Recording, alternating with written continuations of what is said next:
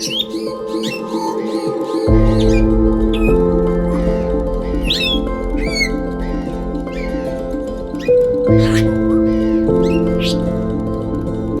باللہ من الشیطان الرجیم بسم اللہ الرحمن الرحیم اللہم صلی علی سیدنا و مولانا محمد وعلی آل سیدنا و مولانا محمد وبارک وسلم۔ مرغ زریں سے خطاب۔ مرغ زریں ایک پرندہ ہے جو تیتر اور کسی قدر مور سے مشابہ ہوتا ہے۔ اس کے بالوں پر سبزی مائل اور سنہری ہوتے ہیں اور سر پر کلغی ہوتی ہے۔ قد میں مرغی کے برابر ہوتا ہے۔ اے مرغ زریں، شاباش، اندر آ جا، اپنے کام میں آگ کی طرح تیزی سے مشغول ہو جا۔ جو چیز بھی تیرے سامنے آئے اسے اپنی گرمی اور تیزی سے جلا ڈال۔ روز ازل سے تجھے جسم اور روح ایک سی سلی ہوئی ملی ہے، یعنی جس طرح تیرا جسم چمکدار ہے اسی طرح تیری روح بھی روشن و خوشنما ہے۔ جبکہ تو ہر چیز جو تیرے سامنے آئے گی اسے جلا دے گا تو خدا کی مہربانی ہر لمحہ تیرے لیے بڑھتی جائے گی۔ جبکہ تیرا دل خدا کے بیدوں سے واقف ہو جائے تو اپنے آپ کو خدا کے کاموں کے لیے وقف کر دے، اور جب تو خدا کے کاموں میں غائب ہو جائے گا تو تیری ہستی فنا ہو کر صرف خدا کی ہستی رہ جائے گی، اور بس، یعنی تو فنا فی اللہ ہو جائے گا۔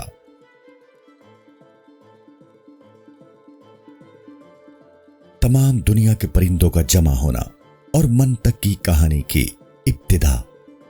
تمام دنیا کے پرندے ایک جگہ جمع ہوئے۔ تمام پرندے خواہ و ظاہر تھے یا غائب، سب جمع ہوئے۔ سب نے مل کر کہا کہ اس وقت دنیا میں کوئی شہر بھی بادشاہ سے خالی نہیں ہے، یعنی ہر شہر کا ایک بادشاہ ہوتا ہے۔ چونکہ ہمارے ملک میں کوئی بادشاہ نہیں ہے، اس سے زیادہ عرصہ ہم بغیر بادشاہ کے نہیں رہ سکتے۔ ہمیں چاہیے کہ ایک دوسرے کے ساتھ مل کر بادشاہ کی تلاش کریں، کیونکہ وہ ملک کے جس میں بادشاہ نہیں ہوتا اس کی فوج میں کوئی انتظام اور ترتیب نہیں ہوتی۔ اس لیے تمام جمع ہو گئے اور بادشاہ کی تلاش کرنے لگے۔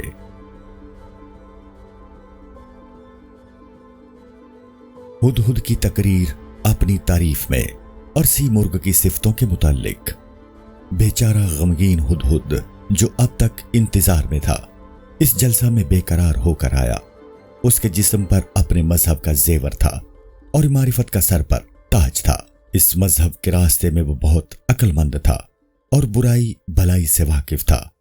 اس نے کہا کہ اے پرندو، بے شک میں خدا کی درگاہ کا مرید ہوں اور خدا کا بھیجا ہوا نامور ہوں۔ خدا نے مجھے تمام رازوں سے آگاہ کیا ہے اور مجھے ازل سے تمام بیدوں کا علم ہے۔ جس کی چونچ میں ہمیشہ بسم اللہ ہو، کچھ تعجب کی بات نہیں ہے اگر اسے خدا کے بیدوں کا علم ہو۔ میں اپنے رنج و غم میں اس دنیا کو ترک کر چکا ہوں۔ اب کسی شخص کو مجھ سے کوئی تعلق نہیں ہے۔ چونکہ میں لوگوں کے تعلقات سے آزاد ہوں اس لیے لوگ میرے تعلقات سے آزاد ہیں۔ چونکہ مجھے بادشاہ کی تلاش کا درد لاحق ہے اس لیے مجھے سپاہ و فوج کا رنج و غم ہی نہیں، یعنی فوج سے مجھے کوئی تعلق نہیں۔ میں اپنی عقل و فراست سے پانی ناپتا ہوں، سمندروں پر اڑتا ہوں اور میرے پاس بہت سے بید موجود ہیں۔ میں نے حضرت سلیمان سے بھی باتیں کی ہیں، بے شک میں ان کی امت میں سب سے زیادہ بڑا مرتبہ رکھتا تھا۔ تعجب کی بات ہے کہ جو شخص بھی ان کے ملک اور حکومت میں سے غائب ہو جاتا تھا حضرت سلیمان علیہ السلام اس کی تلاش نہیں کرتے تھے، لیکن جب میں ایک وقت وہاں سے غائب ہو گیا تو میری تلاش میں حضرت سلیمان علیہ السلام نے ہر جانب ایک شخص بھیجا، کیونکہ میں حضرت سلیمان علیہ السلام سے ایک لمحہ کے لیے بھی جدا نہیں ہوا۔ ہدہدوں کے لیے یہ بات قیامت تک باعث فخر ہے۔ میں ان کا خط لے کر اڑا اور پھر واپس آیا اور حضرت سلیمان علیہ السلام کے راز سے آگاہ ہو گیا۔ ہدہد کو حضرت سلیمان علیہ السلام نے قاصد بنا کر سبا کی ملکہ بلقیس کے لیے بھیجا تھا۔ ان اشعار میں اسی واقعہ کی طرف اشارہ ہے۔ جو شخص کے پیغمبر کا اس قدر عزیز دوست ہو، اگر اس کے سر پر تاج ہو تو یہ اس کے لیے مناسب ہے۔ جس کا ذکر خدا نے بھلائی سے کیا ہو، کوئی دوسرا پرندہ اس کی خاک کو بھی نہیں پہنچ سکتا۔ ایک مدت تک میں خشکی اور تری پر سفر کر چکا ہوں اور مسافت طے کی ہے۔ پہاڑ، جنگل اور وادیاں میں نے صاف کی ہیں۔ رفتن کا مطلب جھاڑو دینا اور صاف کرنا ہے۔ اور حضرت نوح علیہ السلام کے طوفان کے وقت میں نے تمام دنیا کو جھاڑا۔ میں نے حضرت سلیمان علیہ السلام کے ساتھ سفر کیا ہے اور دنیا کا میدان بہت ناپا ہے، یعنی تمام دنیا کی سیر کی ہے۔ میں اپنے بادشاہ کو خوب جانتا ہوں، لیکن میں اکیلا کیسے جاؤں کہ میں تنہا وہاں تک نہیں جا سکتا۔ بادشاہ سے مراد سیمرغ، تم خود بینی اور غرور کی بدنامی سے رہائی حاصل کرو۔ تم کب تک اس غرور و تکبر کی شرمندگی میں پڑے رہو گے؟ جس نے بھی اس بادشاہ سیمرغ کے حوالے اپنی جان کر دی وہ آزاد ہو گیا اور اپنے معشوق یعنی سیمرغ کے راستے میں اچھائی برائی سے بری ہو گیا۔ اس راستہ میں تم اپنی جان فدا کر دو اور اپنا سر اس کی درگاہ میں رکھ دو۔ ہمارا بادشاہ سیمرغ یقیناً موجود ہے اور کوہ کاف سے پچھلے پہاڑ میں مقیم ہے۔ اس کا نام سیمرغ ہے اور وہ پرندوں کا بادشاہ ہے۔ وہ ہم سے نزدیک ہے اگرچہ ہم اس سے دور ہیں۔ عزت کی چار دیواری میں مقیم ہے، اس کا نام ہر شخص کی زبان پر نہیں آ سکتا۔ وہ ہزاروں پردوں کے اندر رہتا ہے اور اس کا مقام تاریکی یعنی ظلمت اور روشنی یعنی نور کی حدود سے بالا تر ہے۔ دونوں جہان میں کسی شخص کی بھی ہمت نہیں ہو سکتی کہ اس کی عزت اور عالی مرتبہ میں سے حصہ بٹائے۔ وہ ہمیشہ سے سب کائنات کا بادشاہ ہے اور اس کا کوئی شریک نہیں ہے، اور وہ ہمیشہ اپنی بزرگی میں ڈوبا رہتا ہے۔ وہ اس قدر محور ہے کہ وہ جہاں خود ہے اس کی اسے خبر نہیں ہے، پھر بھلا کسی دوسرے کی عقل کی رسائی اس کے مرتبہ اور مقام تک کیسے ہو سکتی ہے؟ اس تک نہ کوئی راستہ ہے، نہ کوئی صبر و استقلال سے وہاں تک پہنچ سکتا ہے۔ ہزاروں لوگ اس پر دیوانے ہیں۔ ہماری پاک روح میں بھی اس جیسے اوصاف موجود نہیں ہیں، اس لیے ہماری عقل اس کی ہستی کو نہیں سمجھ سکتی۔ بے شک ہماری عقل اور ہماری جان اس کو سمجھنے سے عاجز ہیں، اور اس کی خوبیوں اور اوصاف کی درخشانی میں ہماری آنکھیں چندیا گئی ہیں۔ کسی عقل و فراست نے آج تک اس کے کمال کو نہیں دیکھا، اور کسی کی آنکھ نے اس کی خوبصورتی کو نہیں دیکھا۔ اس کے کمال میں پیدائش کو راہ نہیں، یعنی وہ ایسا با کمال ہے کہ اس کا کمال فعل اور مخلوقات کے پیدا نہیں ہوا بلکہ ازل سے ہے۔ عقل و بینائی نے اسے دیکھنے کے واسطے جانا چاہا لیکن اجازت نہ ملی، یعنی عقل و بینائی اسے دیکھ نہیں سکی۔ اگر تو ذرا سا غور و فکر کرے تو معلوم ہو کہ دنیا کے لوگوں کو کمال و حسن میں اس کے حسن و کمال کا ذرا سا حصہ ملا ہے۔ جب دنیا میں اس قدر با کمال اور حسین موجود ہیں تو پھر اندازہ کر لے کہ اس کا حسن اور کمال کس قدر زیادہ ہوگا۔ اس کی صفات اور خوبیوں کو تو آنکھیں بند کر کے کس طرح دیکھ سکتا ہے، اور اس کے ملک تک کا راستہ مچھلی کی طرح کیسے طے کر سکتا ہے؟ یعنی راستے میں سمندر و خشکی دونوں ہیں۔ اگرچہ ہزاروں لوگ وہاں جانے کی کوشش کرتے ہیں لیکن راستہ ہی میں تکالیف سے شور و غوغا برپا کر دیتے ہیں۔ اس کے راستہ میں بہت سے سمندر اور بہت خشکی ہے، تو یہ نہ سمجھو کہ راستہ چھوٹا ہے۔ اس عجیب راستہ کو طے کرنے کے لیے شیروں کی سی ہمت چاہیے، کیونکہ راستہ بڑا ہے اور دریا و سمندر بہت گہرے ہیں۔ تم یہ سمجھتے ہو کہ ہم وہاں حیرانی میں پہنچ جائیں گے؟ ہم کو راستہ میں کبھی رونا پڑے گا اور کبھی ہنسنا پڑے گا۔ اگر ہمیں اپنے بادشاہ کا نشان مل گیا تو ہمارا کام بن جائے گا، ورنہ بغیر بادشاہ کے زندہ رہنا ذلت کا باعث ہے۔ بغیر معشوق کے جان بیکار ہوتی ہے۔ اگر تو باہمت ہے تو معشوق سے اپنی جان عزیز مت رکھ، یعنی معشوق پر قربان کر دے۔ اس راستہ پر چلنے کے لیے بہت ہمت کی ضرورت ہے اور اس بادشاہ کی درگاہ میں جان تک قربان کرنی پڑتی ہے۔ بغیر معشوق کے جان کی کچھ حقیقت نہیں ہوتی۔ تو اپنی عزیز اور پیاری جان کو معشوق پر قربان کر دے۔ اگر تو اپنی جان کو مردانہ وار معشوق پر قربان کر دے گا تو تیرا معشوق بھی تجھ پر اپنی جان قربان کر دے گا۔ اگر تو اپنی جان معشوق پر نثار کر دے گا تو تجھے ایک جان کے بدلے میں ہزاروں جانیں ملیں گی۔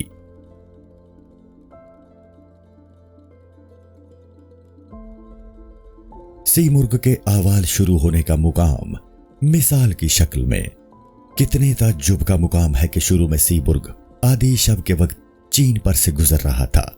چین میں اس کا ایک پر گر پڑا، جس کی وجہ سے ہر ملک میں ایک شور مچ گیا۔ ہر شخص نے اس پر کی تصویر حاصل کر لی۔ جس شخص نے اس پر کی تصویر دیکھی اس کا شیدا ہو گیا اور اس کی نقل میں مشغول ہو گیا۔ اب یہ پر چین کی نگار خانہ میں موجود ہے اور اس لیے حضرت رسول خدا صلی اللہ علیہ وآلہ وسلم نے حکم دیا ہے کہ علم حاصل کرو، خواہ وہ چین ہی میں کیوں نہ ہو۔ حدیث نبوی۔ اگر اس کے پر کا نقش ظاہر نہ ہوتا تو دنیا میں یہ تمام پرندے نہ ہوتے۔ دنیا میں یہ تمام صنعت و دستکاری اسی پر کی وجہ سے ہے، اور یہ تمام نقش اور مصوری اسی پر کا نتیجہ ہے۔ چونکہ سی مرغ کے اوصاف بیان میں نہیں آ سکتے، اس لیے اس کے متعلق کوئی اور بات کہنی مناسب نہیں ہے۔ اب تم میں سے جو ہمت والے ہیں سی مرغ کو تلاش کرنے کے لیے میرے ہمراہ سفر کریں۔ اس وقت تمام پرندے ایسے عظیم الشان بادشاہ کی عزت کا حال سن کر بے چین ہو گئے۔ سی مرغ کا شوق ان پر سوار ہو گیا اور ہر ایک پرندہ نے بے چینی کا اظہار کیا۔ سب نے اس کی تلاش کا مصمم ارادہ کر لیا اور تیار ہو گئے۔ یہ پرندے اگرچہ سی مرغ کے تو عاشق تھے، لیکن اپنے آپ کے دشمن تھے، کیونکہ ایسے پرخطر راستے پر چلنا گویا اپنے آپ سے دشمنی کرنا تھا۔ لیکن چونکہ راستہ بہت لمبا تھا، اس لیے ہر پرندہ جانے سے گھبرانے لگا۔ اگرچہ ان میں سے ہر ایک پرندہ راستہ چل سکتا تھا، لیکن ہر ایک نے اپنے نہ جانے کے لیے عذر اور بہانہ تلاش کرنا شروع کیا۔ خداوند تعالی کار ساز دل کے پرندے کی جان جلا دیتا ہے۔ دل عشق خداوندی میں گرفتار ہو جاتا ہے اور پھر خوشی ظاہر ہوتی ہے۔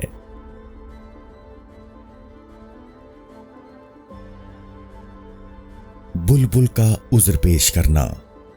عاشق بلبل سب سے پہلے مستانہ وار پڑی۔ یہ پھول کے عشق میں فنا ہو چکی تھی۔ ہر آواز میں اس کی معرفت پوشیدہ تھی، اور ہر معرفت میں رازوں کا ایک جہان آباد تھا۔ یہ معرفت الہی کے نعرے بلند کر رہی تھی۔ اس نے اپنی آواز کے سامنے دوسرے پرندوں کو خاموش کر دیا۔ بلبل نے کہا کہ مجھ پر عشق کے تمام راز ختم ہیں۔ میں تمام رات عشق میں سرمست رہتی ہوں۔ میں حضرت داؤد علیہ السلام کی طرح بیکار نہیں ہوں کہ رو رو کر عشق کی زبور پڑھوں۔ لحن داؤدی مشہور ہے۔ زبور حضرت داؤد پر خدا کی طرف سے اتری تھی۔ بانسری میں سے گریہ و زاری کی آواز آتی ہے، وہ میری ہی وجہ سے ہے، اور عاشقوں کے دل میں جوش کا باعث بھی میں ہی ہوں۔ ہر وقت میں ایک نیا بھید ظاہر کرتی ہوں، اور ہر لمحہ ایک نئی آواز پیدا کرتی ہوں۔ عشق چونکہ میری جان پر غلبہ حاصل کر لیتا ہے، میری جان میں سمندر کی طرح زور اور شور پیدا ہو جاتا ہے۔ جس نے میری گریہ و زاری سن لی وہ بے قرار ہو گیا۔ اگرچہ وہ اب تک ہوشیار تھا، لیکن اب بے ہوش ہو گیا۔ چونکہ ایک مدت سے مجھے کوئی محرم اور دوست نہیں ملا ہے، میں خاموش ہوں اور کسی سے اپنا راز نہیں کہتی۔ جبکہ میرا معشوق پھول موسم بہار میں اپنی خوشبو کو تمام دنیا میں پھیلا دیتا ہے۔ میں ایک لمحہ کے لیے بھی اس سے جدا نہیں ہو سکتی، کیونکہ میں اپنی عشق کی مشکلات اس کی خوبصورتی اور حسن سے حل کرتی ہوں، اس پر چہچہاتی ہوں۔ اور جب کہ میرا معشوق یعنی پھول غائب ہو جاتا ہے، میں دیوانی بلبل پھر خاموش ہو جاتی ہوں۔ میرا بید ہر شخص نہیں جانتا، البتہ صرف پھول جانتا ہے۔ میں پھول کے عشق میں اس قدر محور رہتی ہوں کہ اپنے آپ کو بھول جاتی ہوں۔ پھول کی وجہ سے میں بہت مست اور دیوانی ہوں، کیونکہ میرا معشوق یعنی پھول بہت زیادہ حسین و جمیل ہے۔ بلبل بیچاری میں سی مرغ کو تلاش کرنے کی طاقت اور ہمت نہیں ہے۔ بلبل غریب کے لیے تو بس پھول کا عشق ہی کافی ہے۔ میرا معشوق 100 پتیوں والا ہوتا ہے، بغیر پتیوں پھول کے میں کیسے زندہ رہ سکتی ہوں؟ پھول ابھی ابھی ہزاروں رانائیوں کے ساتھ کھلنے والا ہے، اور پھول کو دیکھ کر میرے چہرے سے مسرت کا اظہار ہوتا ہے۔ جب پردہ کے اندر پھول ظاہر ہوتا ہے، اس وقت میں بھی خوش ہو جاتی ہوں۔ کس طرح ممکن ہے کہ بلبل ایک رات کے لیے بھی اس مسکراتے ہوئے پھول کے عشق سے خالی رہ سکے؟ ہدہد کا بلبل کو جواب۔ عاشق بلبل سبہد نے بلبل سے کہا کہ تو صورت اور ظاہر اشکل پر مٹی ہوئی ہے، بس اس سے زیادہ اپنے حسن اور عشق پر غرور مت کر۔ عشق نے پھول کے چہرے کے گرد بہت سے کانٹے لگا دیے ہیں۔ اس عشق نے تجھ پر قبضہ کر لیا ہے اور تیرے سے دھوکہ کیا ہے۔ پھول اگرچہ بہت خوبصورت ہوتا ہے، لیکن چند روز کے بعد ہی اس کے حسن کو زوال آ جاتا ہے۔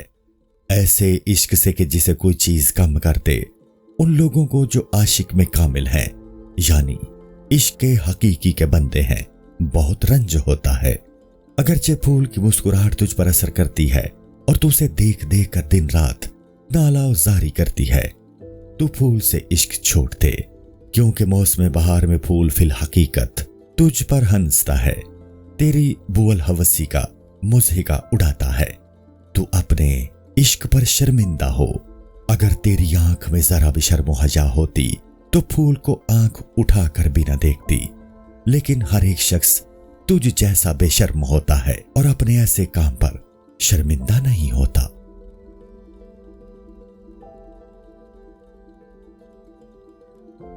مثال کے طور پر حکایت۔ ایک بادشاہ کی چاند جیسی خوبصورت لڑکی تھی اور تمام دنیا اس پر عاشق تھی۔ اس لڑکی کے حسن کا فتنہ ہمیشہ مصیبتیں برپا کرتا رہتا تھا، کیونکہ اس کی نیم خواب آنکھیں ہمیشہ مست رہتی تھیں۔ اس کے رخسار کافور کی مانند سفید تھے اور زلفیں مشک کی طرح سیاہ اور خوشبودار تھیں، اور اس کے سرخ ہونٹوں کے سامنے لال کے ہونٹ خشک تھے، یعنی لال سے زیادہ خوبصورت اور سرخ اس کے لب تھے۔ اگر اس کے جمال اور حسن میں ذرہ برابر حسن بھی ظاہر ہو جاتا تو عقل اپنی بے عقلی کی وجہ سے بدنام ہو جاتی، یعنی تمام عالم دیوانہ ہو جاتا۔ اگر پیٹ کو اس کے لبوں کے مزے کا علم ہو جاتا تو اس ہوس میں یہ سکڑ کر پگھل جاتا۔ اتفاقاً ایک فقیر اس راستہ سے گزر رہا تھا، اس کی نظر اس چاند جیسی حسین لڑکی پر پڑ گئی۔ اس غریب درویش کے ہاتھ میں روٹی کا ایک ٹکڑا تھا۔ جب اس درویش کی نظر اس چاند جیسے چہرے پر پڑی تو اس کے ہاتھ سے روٹی چھوٹ کر زمین پر گر پڑی۔ وہ لڑکی اس کے سامنے سے آگ کی طرح گزر گئی۔ اس کی حالت دیکھ کر خوب ہنسی اور بھاگ کر چلی گئی۔ اس فقیر نے جب اس کو ہنستے ہوئے دیکھا تو بس اپنے آپ کو زمین پر خون میں تڑپتے ہوئے دیکھا۔ اس فقیر کے پاس آدھی روٹی اور آدھی جان، کمزور نحیف تھی۔ اب دونوں آدھی چیزوں یعنی آدھی روٹی اور آدھی جان کو بھی ایک لمحہ میں کھو بیٹھا۔ نہ اسے رات کو چین تھا نہ دن کو آرام۔ وہ اس قدر روتا تھا کہ ایک لفظ تک منہ سے نہ نکال سکتا تھا۔ جب اسے شہزادی کی ہنسی یاد آ جاتی تھی تو موسم بہار کے ابر کی طرح روتا تھا۔ الغرض 7 سال تک وہ بہت پریشان رہا اور اس شہزادی کے کتوں کے ساتھ سوتا رہا، بہت ذلت سے زندگی بسر کی۔ یہ عجیب بات ہے کہ اس شہزادی کے ملازمین اور نوکر اس بات سے آگاہ ہو گئے۔ ان ظالموں نے مل کر ارادہ کیا کہ اس فقیر کا سر شمع کی طرح کاٹ دیں۔ پوشیدہ طور پر شہزادی نے فقیر کو بلوا کر کہا کہ تیرے جیسے شخص سے میں کس طرح شادی کر سکتی ہوں؟ لوگ تیرے قتل کرنے کا ارادہ کر رہے ہیں، تو بھاگ جا، تو میرے دروازے پر مت بیٹھ بلکہ کہیں نکل جا۔ اس فقیر نے جواب دیا کہ جس روز سے میں تجھ پر عاشق ہوا ہوں میں نے اپنی جان سے ہاتھ دھو لیے ہیں۔ مجھ جیسے بے قرار شخص کی ہزاروں جانیں تجھ پر ہر لمحہ قربان ہونے کو تیار ہیں، چونکہ یہ لوگ مجھے اپنی غلطی کی وجہ سے قتل کرنا چاہتے ہیں۔ بس تو میرے ایک سوال کا جواب دے دے۔ اب یہ لوگ میرا سر بے فائدہ اور بغیر کسی جرم کے کاٹ رہے ہیں، لیکن تو اس وقت میرے اوپر کیوں ہنسی تھی؟ شہزادی نے جواب دیا کہ چونکہ میں نے تجھے بے ہنر دیکھا تھا، اے جاہل، میں اس لیے تجھ پر ہنسی تھی۔ تیرے سر اور منہ پر ہنسنا واجب ہے، لیکن تیرے سامنے ہنسنا غلطی ہے، یعنی تیری بے ہنری پر ہنسنا تو درست ہے، لیکن مجھ سے یہ غلطی ہوئی کہ تیرے سامنے ہنس پڑی۔ شہزادی نے یہ کہا اور فقیر کے سامنے سے دھوئیں کی مانند غائب ہو گئی۔ جو کچھ بھی تھا وہ کچھ بھی نہیں تھا، یعنی درویش دیکھتا کا دیکھتا رہ گیا۔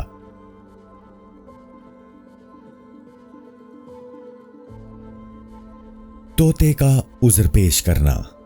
طوطا پستے جیسے رنگ یعنی سبز رنگ کا لباس پہن کر اور سونے کا توق گلے میں ڈالے مٹھاس سے منہ بھرے ہوئے آیا۔ دہن پر شکر سے مراد نقص گفتار ہے۔ اس کی وجہ سے یہ پستی رنگ بہت بلند مرتبہ ہو گیا تھا، اور دنیا میں جہاں کہیں بھی سبزی تھی اسی کی شان و شوکت کی وجہ سے تھی۔ اس کی بات بات پر منہ سے پھول جڑ رہے تھے اور موتی برسا رہا تھا۔ اس نے کہا کہ ہر ظالم شخص مجھ جیسے پرندہ کے لیے لوہے کا پنجرہ بناتا ہے۔ میں پرندوں میں حضرت خضر علیہ السلام کا صدرجہ رکھتا ہوں۔ حضرت خضر مسافروں کی رہنمائی کرتے ہیں اور آپ نے سکندر کو آب حیات کا راستہ بتایا تھا۔ میرے لیے زیبا ہے کہ میں आब हयात पीऊं। आब खिज़र से मुराद आब हयात है। मैं सी मुर्ग की तलाश में जो मुश्किलात मिलती हैं उन्हें बर्दाश्त नहीं कर सकूंगा।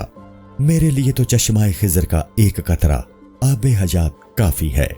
मैं दीवानावार रास्ता आब हयात की तलाश में चलूंगा और मैं पागलों की तरह उसकी तलाश में हर जगह जाऊंगा। चूंकि आब हयात मिल सकता है, उसी की तलाश में मुझे सल्तनत और हुकूमत यानी कुर्बे खुदावंदी मिल जाएगी। हुदहुद का तोते को जवाब। हुदहुद ने तोते को जवाब दिया कि तू खुशनसीबी की दौलत से खाली है। वो मर्द कहलाने के काबिल नहीं है जो कि अपनी जान कुर्बान नहीं कर सकता। तुझे जान इसलिए मिली है कि तू अपने महबूब पर कुर्बान कर सके। तू अपनी जिंदगी के लिए आबे हयात हासिल करना चाहता है। मेरे सामने से दूर हो। तेरे जिस्म में मग़ज़ और अकल नहीं है। तू जान का क्या करेगा? अपने माशूक पर फिदा कर दे और अपने महबूब के लिए मर्दानावार कुर्बान हो जा। सिकंदर, जुल्करनैन सिकंदर का खिताब है, ने बहुत ज्यादा मुश्किलात बर्दाश्त की और आबे हयात के इश्क में मर गया। अगर तू मेरी तरह कोशिश करनी चाहे तो अपनी जान उसकी तलाश के रास्ता पर निसार कर दे। तू इस दुनिया के हिस्स और आरज़ू में मुब्तला मत हो ताकि तू किसी का मोहताज ना हो। और अगर तू सी मुर्ग को तलाश नहीं कर सकता, जा। दुनिया में तुझ जैसा कोई आजिज और बेचारा नहीं है। तेरी तमाम उम्र बेकार जाया हुई है और तेरी जिंदगी का काफिला रास्ता भटकता फिरता है और ठोकरें खा रहा है, यानी तू अपनी मंजिल मकसूद तक कभी नहीं पहुंच सकता।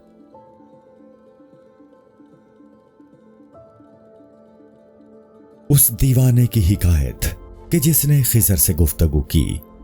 एक बुलंद मर्तबा दीवाना था। खिज़र ने उससे कहा कि ऐ मर्द कामिल, मेरा दिल चाहता है कि तू मेरा दोस्त हो जाए। दीवाना ने जवाब दिया कि तू मेरे मतलब का नहीं है, यानी मैं तेरा दोस्त नहीं बन सकता, क्योंकि तूने आबे हयात कई मर्तबा पिया है, इसलिए तू हमेशा जिंदा रहेगा। मैं ऐसा शख्स हूं कि हर वक्त इस जान से रिहाई पाने की सोचता रहता हूं, क्योंकि बगैर माशूक हकीकी यानी खुदा के मुझे राहत नहीं मिलती। चूंकि तू हर वक्त अपनी जान की हिफाजत करता है और मैं हर वक्त अपनी जान कुर्बान करने की फिक्र में रहता हूं। हमारे लिए मुनासिब यही है कि परिंदों की तरह एक दूसरे से हमेशा अलहदा अलहदा रहें। और बस सलाम।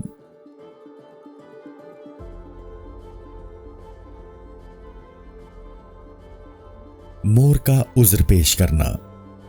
इसके बाद मोर आया कि उसके जिस्म पर सुनहरी रंग फिरा हुआ था और हर एक पर 900 नकूश थे और हर सर पर 1000 दिलों की तस्वीरें बनी हुई थीं।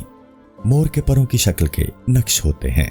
जब उसकी मोरनी उसके सामने आई तो उसका पर अपना जलवा दिखाने लगा। उसने कहा कि जब गैब के नक्काश यानी खुदा ने मेरे जिस्म पर यह मुसव्वरी की तो उसने कलम की जगह जन्नत वालों की उंगलियां इस्तेमाल की। अगरचे मेरा मर्तबा परिंदों में हजरत जिब्राइल अलैहिस्सलाम जैसा है, यानी जिस तरह फरिश्तों में जिब्राइल अलैहिस्सलाम सबसे ज्यादा मर्तबा रखते हैं, इसी तरह परिंदों में मेरा सबसे ज्यादा रुतबा और इज्जत है।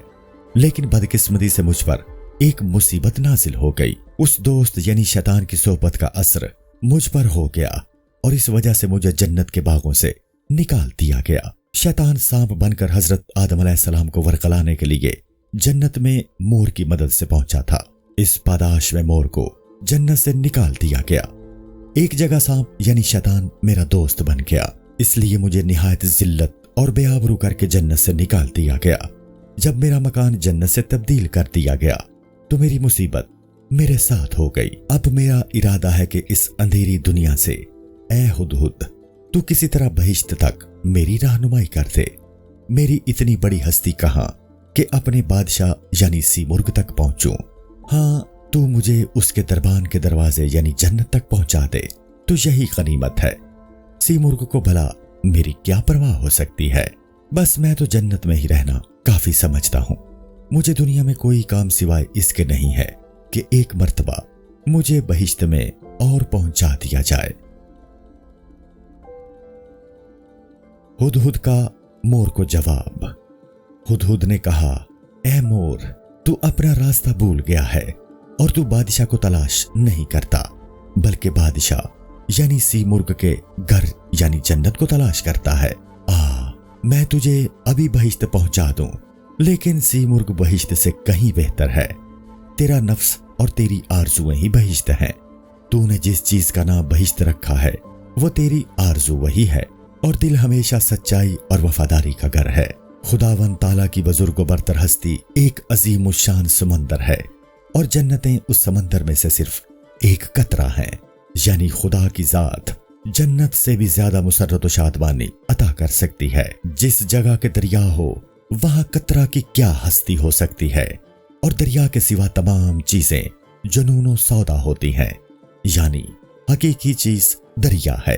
دریا کی موجودگی میں قطرے کی کچھ حقیقت نہیں۔ جبکہ دریا تک تیری رسائی ہو سکتی ہے، پھر تو شبنم کے ایک قطرہ کو حاصل کرنے کی کیوں کوشش کرتا ہے؟ جو شخص کے اپنا بید سورج سے کہہ سکتا ہے تو پھر وہ ایک ذرہ سے بات نہیں کرتا، یعنی قناعت نہیں کرتا۔ جو شخص کے کل یعنی مکمل ہو گیا وہ جزو یعنی غیر مکمل شے سے کوئی مطلب نہیں رکھتا، اور جب کہ جان یعنی روح بن گئی تو پھر عضو سے کیا کام؟ یعنی جب بڑے مرتبے تک رسائی ہو سکتی ہے تو چھوٹے درجے کے لوگوں سے بات کرنا خلاف عقل ہے۔ اگر تو مرد کامل ہے تو حقیقت کل کی تلاش کر، کل کو ڈھونڈو اور مرد کامل ہو جا، یعنی مرد کامل انسان حقیقت کلی حاصل کرنے کے بعد ہی ہو سکتا ہے۔ جزویات میں الجھے رہنے سے کچھ حاصل نہیں۔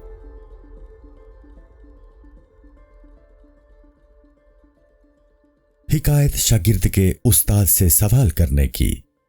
ایک شاگرد نے استاد سے سوال کیا کہ حضرت آدم علیہ السلام کو بہشت سے کیوں نکالا گیا تھا؟ استاد نے جواب دیا کہ حضرت آدم علیہ السلام بڑے مرتبہ والے تھے۔ جبکہ وہ بہشت میں داخل ہوئے، غیب کے فرشتہ نے بآواز بلند کہا کہ اے آدم علیہ السلام، بہشت میں اب تم قید ہو گئے ہو۔ جو چیز بھی دونوں جہانوں میں بہشت سے باہر موجود ہے وہ ہمارے مقابلے میں کم حقیقت ہے۔ ہم ہر چیز کو نقصان اور زوال پہنچا سکتے ہیں، کیونکہ بغیر خدا کے مدد کے کوئی کام نہیں ہو سکتا۔ جو شخص بھی خدا کی مدد کے بغیر کسی اور کے وسیلہ کے زندہ رہا، خواہ وہ آدم علیہ السلام ہی کیوں نہ ہو، وہ ذلیل ہو گیا۔ یعنی دنیا میں کوئی کام خدا کی مرضی کے خلاف نہیں ہو سکتا۔ ایک جان کیا بلکہ محبوب حقیقی یعنی خدا کے لیے ہزاروں جانیں قربان ہیں۔ بغیر معشوق کے جان کس کام آ سکتی ہے؟ حدیث میں آیا ہے کہ سب سے پہلی چیز جو جنت میں اہل جنت کو ملے گی وہ جگر ہوگا۔ چونکہ اہل جنت حقیقت سے واقف نہیں ہوں گے، اس لیے جگر کھانے سے انکار کر دیں گے۔ السلام علیکم۔ پوری کتاب دیکھنے کے لیے ہمارے یوٹیوب چینل صوفی سما کی پلے لسٹ میں جائیں۔ یہاں آپ کو مختلف بزرگوں کی کتابیں ملیں گی، اور جو کتاب پوری نہ ہوئی اس پر کام تیزی سے ہو رہا ہے اور ریگولر بیسس پر اپلوڈ ہوتی رہتی ہیں۔ آپ سے گزارش ہے کہ آپ ہمارے یوٹیوب چینل کو سبسکرائب کر لیں اور بیل نوٹیفیکیشن پر کلک کر لیں تاکہ ہماری آنے والی کتابیں آپ کو ملتی رہیں۔ جزاک اللہ خیر۔